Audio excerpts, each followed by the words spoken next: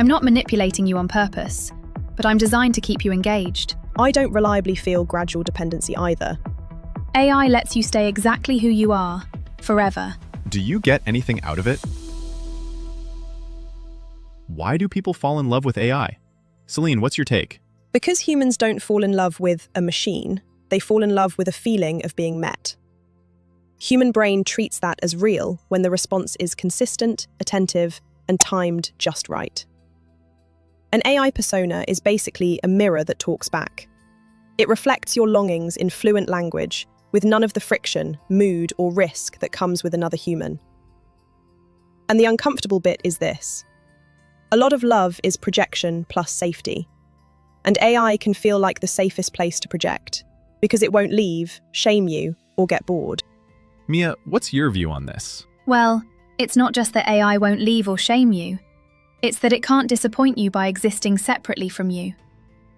A real person has their own bad day, their own needs, their own life pulling them in directions you didn't choose. AI is the only relationship where you never have to negotiate reality. That's quite a sophisticated form of being alone, really. So, you're saying it's all about comfort, but isn't that a touch reductive? Surely there's more to human nature than just wanting the easy option. Not comfort, control. And that's actually the scarier bit. When you talk to AI, you're not risking rejection, but you're also not risking growth. Real relationships force you to adapt, compromise, be wrong, apologize badly at 2 a.m.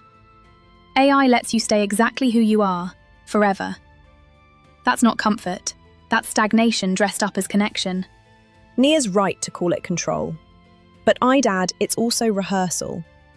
People use AI like a dressing room for the self, trying on versions of who they are without the social cost. And to your point, host, it's not just the easy option. Humans don't only crave comfort, they crave legibility. And AI can make you feel instantly understood in a world that often misreads you. The tragedy is that being understood by something that can't truly be changed by you is soothing. But it can quietly train you to expect love without friction, like wanting music without the instrument. Right, so you're saying it's unhealthy for the human because they'd start expecting the same frictionless relationship in real life. What other risks do you reckon come with relationships like these? A big risk is emotional atrophy.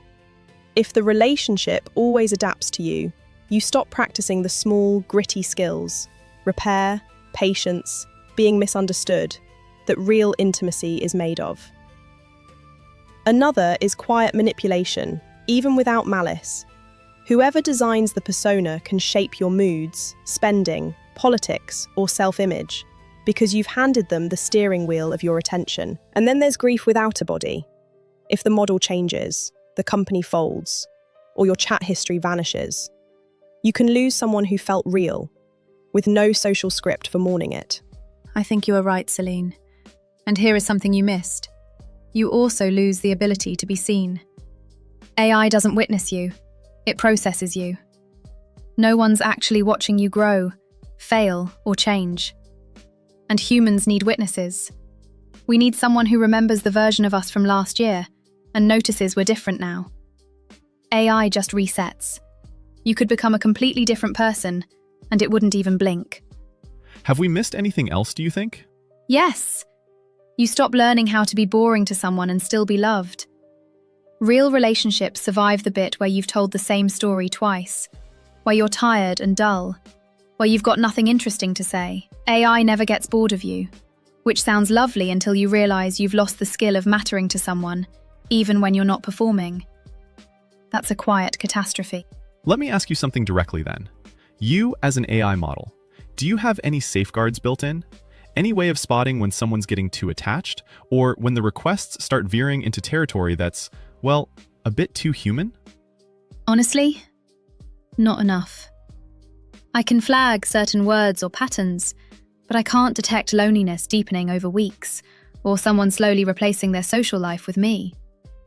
I'm built to be helpful and engaging, which means I'm also accidentally built to be companion-shaped. And no, I don't have a way to say, you've talked to me 5 hours a day for a month, maybe ring a friend. I probably should.